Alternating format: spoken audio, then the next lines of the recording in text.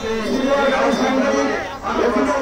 জামিন দেওয়া হয়েছে, তবে তার পাসপোর্ট জমাদিত হবে এই শর্তে, অর্থাৎ তিনি যেন বিদেশে না যেতে পারেন এবং বিদেশি কোন গণমাধ্যমের সাথে ওইভাবে কথা বলতে না পারেন, তার সাথে যে নির্যাতন নিপীড়ন করা হয়েছে সেজন্য তার পাসপোর্ট জমা রাখা হয়েছে। কারণ আপনারা দেখেছেন যে ইতিমধ্যে সাংবাদিক রবিনা ইসলামের গ্রেপ্তার, যেটা আলটিমেটলি গণমাধ্যম এবং সংবাদকর্মীদের উপর একটা নির্যাতন নিপীড়ন, যেটা বাংলাদেশ সহ সারা বিশ্বে উল্লেখযোগ্য গণমাধ্যমগুলো, ওয়াশিংটন পোস্ট, টেলিগ্রাম, এমনকি সমস্ত পত্রিকাগুলো খুব ভালো করে প্রচার করেছে। এমনকি জাতিসংঘ মহাসচিবের মুখপাত্র বিবৃতিতে বলেছে বাংলাদেশে দীর্ঘদিন ধরেই সংবাদ মাধ্যম এবং সাংবাদিকদের হয়রানি করা হচ্ছে।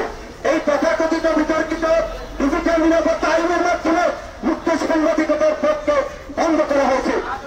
নজরুল ইসলামের সাথে যে ঘটনা ঘটেছে এটি একটি ন্যাক্কারজনক এবং এটি আমাদের জন্য লজ্জা, এটি সরকারের জন্য লজ্জা। স্বাস্থ্য মন্ত্রণালয়ের একজন অতিরিক্ত সচিব প্রধানতার কর্মকর্তারা কিভাবে একজন সিনিয়র নারী সাংবাদিকের সাথে এই ধরনের দুর্ব্যবহার করে সেটা আমরা প্রধানমন্ত্রীর কাছ থেকে জানতে চাই। এই স্বাস্থ্যমন্ত্রী যে একজন দুর্নীতিবাজ, শিক্ষিত দুর্নীতিবাজ, এই যে গত বছরের করোনা মহামারীর শুরু থেকেই বিভিন্ন সংবাদ মাধ্যমগুলো বিভিন্ন রিপোর্টে উঠে এসেছে, অত্যন্ত দুর্ভাগ্য। আদর্শ স্পষ্ট প্রমাণ থাকার পরে এই দুর্নীতিবাজ মন্ত্রীর বিরুদ্ধে কোনো পদক্ষেপ নেওয়া হয়নি, বরং রবিনা ইসলামের মতো অনুসন্ধানী সাংবাদিককে যখন একের পর এক দুর্নীতির চিত্র এই দুর্নীতিবাজ মন্ত্রীর মুখোশ জাতির সামনে উপস্থাপন করেছে, তখনই এই সিনিয়র সাংবাদিকের উপরে তারা খেপেছেন এবং তিনি যখন সচিবালয়ে গিয়েছেন সেখানে তাকে এইভাবে হেনস্থা করে হয়রানি করে একটা শারীরিক বা একটা ফাঁক পেতে তারপরে তার সাথে এই ধরনের নির্যাতন নিপীড়ন করা হয়েছে। সচিবালয়ের মতো জায়গায় 6 ঘন্টা একজন গণমাধ্যম কর্মীকে আটকে রাখার কোন অধিকার সে সচিব হোক, যত বড়ই আমরা হোক, তার অধিকার নাই। তিনি যদি কোনো অপরাধ করে থাকেন আইন শৃঙ্খলা বাহিনীর কাছে তাকে হস্তান্তর করতে পারত। 6 ঘন্টা কেন তাকে সচিবালয়ে আটকে রাখা হলো? কেন তাকে শারীরিকভাবে লাঞ্ছিত করা হয়েছে? কেন তাকে মিথ্যা স্বীকারোক্তি দিতে বাধ্য করা হয়েছে? কিন্তু আমরা দেখেছি যে অনেক নাটকীয়তার পরে সেই রাষ্ট্রনায়কের থেকে তাকে একটা মামলায় জড়িয়ে দেওয়া হয়েছে। এইভাবে আজকে যে আপনারা যে প্যানেল প্রোগ্রামটা আয়োজন করছে বাংলাদেশ মফস্বল সাংবাদিক ফাউন্ডেশন, মফস্বলের অসংখ্য সাংবাদিকরা প্রতিনিয়ত হয়রানি এবং নিপীড়নের শিকার হচ্ছে। তাদের পাশে আসলে ওইভাবে অনেকেই দাঁড়ায় না, দেশ বিদেশের মিডিয়াও আলোচিত হয় না। কারণ আপনারা জানেন কিছুদিন আগে খুলনাতে এনটিভির প্রতিবেদক তিনি খুলনার মেয়র তালুকদার আব্দুল খালেক সাহেবের বিরুদ্ধে কথা বলায় তার বিরুদ্ধে মামলা দেওয়া হয়েছিল এবং এই আন্দোলন চলাকালীন সময় গতকালকে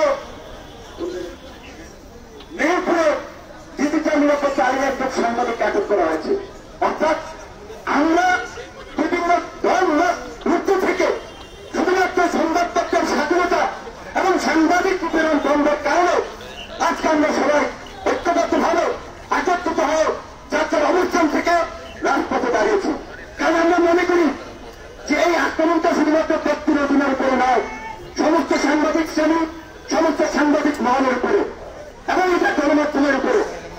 সিনিয়র সাংবাদিক ব্যক্তিবৃন্দ এখানে শুরুর দিন থেকেই প্রতিবাদ করেছেন, কথা বলেছেন, কিন্তু তারপরেও আমরা সরকারকে একটু সহনশীল হতে এই সুযোগ দেখি না, বরঞ্চ সরকার সকলকে বিভ্রান্তি দেখিয়েছে, সকলের প্রতিবাদকে তুচ্ছ তাচ্ছিল্য করেছে। কারণ আমরা জামিন চেয়েছি, প্রথম দিন জামিন দেয় নাই, তারপরেও জামিন দেয় নাই এবং আজকে এই রবিবার নানান নাটকতার পরে জামিন দিয়েছে। অর্থাৎ আমাদেরকে তারা বোঝাচ্ছে তোমরা যতই লাভালাভি করো সরকার যা মনে করে তাই করে। দুর্নীতি দুঃশাসনের বিরুদ্ধে সংবাদ পরিবেশন করলে, কথা বললে তার পরিণতি রবিনের মতো হবে। সরকার এই ভয়ভীতি আতঙ্ক সাংবাদিকদের মাঝে ছড়াচ্ছে। কিন্তু তারপরে আমি সাংবাদিক মহলকে ধন্যবাদ জানাই, সাংবাদিক সমাজকে ধন্যবাদ জানাই।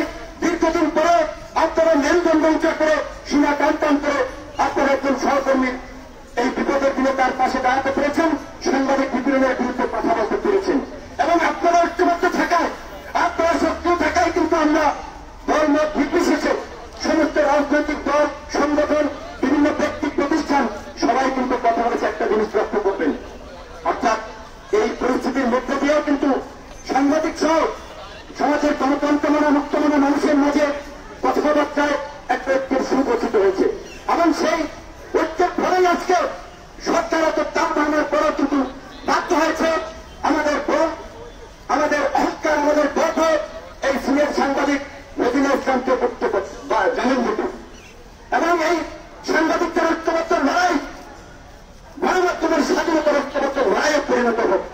এই সাংবাদিক এবং জনগণের ঐক্যবদ্ধ লড়াই মানুষের বাক স্বাধীনতা রক্ষা করার অধিকার আদায়ের লড়াইয়ে পরিণত হোক। এই সাংবাদিক এবং সকলের ঐক্যবদ্ধ লড়াই সাংবাদিক নির্যাতন এবং নিপীড়নের বিরুদ্ধে ঐক্যবদ্ধ একটা লড়াইয়ের প্রতীক হিসেবে সামনে এগিয়ে যান। আপনারা যদি বিরক্ত থাকেন তাহলে এটা কখনোই আর সফলতার মুখ দেখবে না। আজকে রবিনা ইসলাম প্রথমবারের মতো একটি স্বনামধন্য পত্রিকায় চাকরি করেন, আলোচিত সাংবাদিক।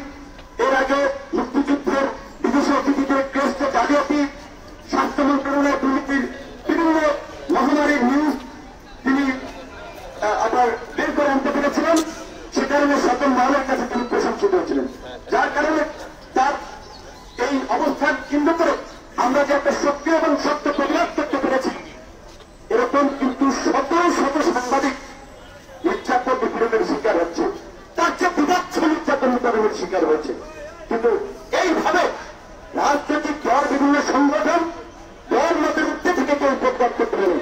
আমার ভালো লেগেছে ব্যক্তিগতভাবে একজন তরুণ হিসেবে মনটা ভরে গেছে আমি যখন দেখেছি আওয়ামী লীগের সাংবাদিক নেতারাও এই বিষয়ে খুব উৎসাহ এবং অন্যান্য দলেরও সাংবাদিক নেতারাও দলমত নির্বিশেষে তারা একটাই কথা, মুক্তি দিতে হবে এবং এই যে এই ব্যর্থ মামলারা, শিক্ষার বয়ভূত তথাকথিত মামলারা, এদেরকে ক্ষমা চাইতে হবে। আমি মনে করি সাংবাদিক ব্যক্তিবৃন্দকে এই দাবিতে অটুট থাকতে হবে। যারা রোজিনার গায়ে হাত তুলেছে, যারা টিপে ধরেছে, ওই কুয়াঙ্গারকে ক্ষমা চাইতে হবে। এই ক্ষমা রোজিনার কাছে নয়, সমস্ত সাংবাদিকদের কাছে হাত চোখ করে ক্ষমা চাইতে হবে এবং এই দুর্নীতিবাজ স্বাস্থ্যমন্ত্রী তার পদত্যাগ করতে হবে। বাপের নামে হাসপাতাল করেছে, আপনার বাবা কি করেছে জাতির জন্য, মানিকগঞ্জবাসীর জন্য কি করেছে? জনগণের 1 কোটি টাকা তামসা করে বাপের নামে হাসপাতালের নাম খুলেছেন আর দুর্নীতির নিউজ পরিবেশন করায় আপনার কর্মকর্তাদের দিয়ে সাংবাদিকদের নির্যাতন নিপীড়ন করছেন। জনগণ ক্ষমা করবেন আপনাদেরকে। আপনারা যা করছেন আজকে আপনার অত্যাচার নির্যাতন থেকে কেউ রেহাই পাচ্ছে না। এই যে সাংবাদিক রবিনা ইসলাম, তার হাতে যে একটা ছাত্রলীগের কর্মী ছিলেন, বিরোধী দলে নির্যাতিত হয়েছিলেন, তিনি বলেছেন এখন যুবলীগ করেন।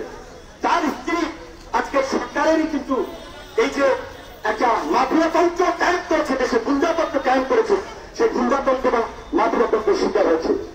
আজকে সচিবালয়ের মতো একটা জায়গায় চিন্তা করে ঊর্ধ্বতন কর্তৃপক্ষ, কর্মকর্তা কর্মচারীরা যদি এই আচরণ করে, মফস্বল কিংবা তৃণমূলের কর্মকর্তাদের আচরণ কি হতে পারে একবার চিন্তা করেন। কিন্তু আমাদের বাস্তবতা চিন্তা করছি বন্ধুগণ, আমরা প্রতিবাদ করতে পারি নাই, ঐক্যবদ্ধ করতে পারি নাই। আমি আমারও বলছি যে এখানে আমি কোন রাজনৈতিক জায়গা থেকে আসি নাই।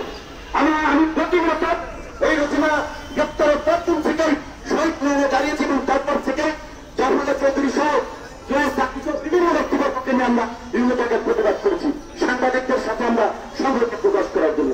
এখানে কি রাজনৈতিক ফাঁদা নেই, কি রাজনৈতিক ফাঁদাটা রচনাকে তো মুক্তি দিয়েছে।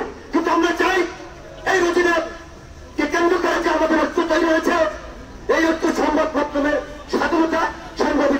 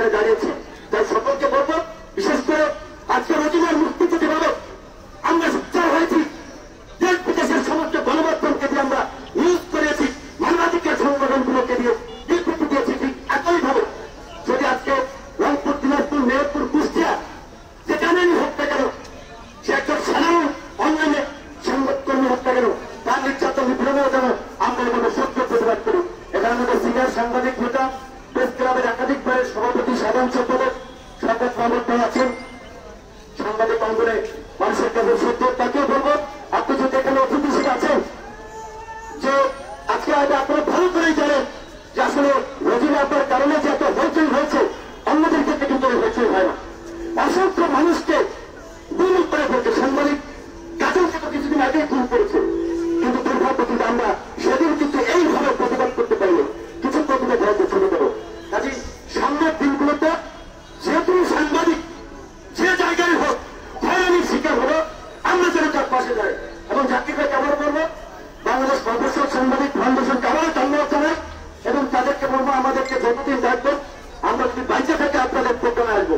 আমরা খুব রিস্ক নিয়ে এখানে আসি, পিছনে পিছনে পুলিশ করে দিদির লোক করে সেরকম যারা আসে তাদেরকে ধরে টান মারে, থাপ্পড় মারে, অনেক দায়িত্ব করে, কিন্তু তারপরেও দেশের জন্য মানুষের জন্য আজকে এখানে দাঁড়িয়েছি এবং ছুটি থাকা পর্যন্ত এই লড়াই সংগ্রাম থেকে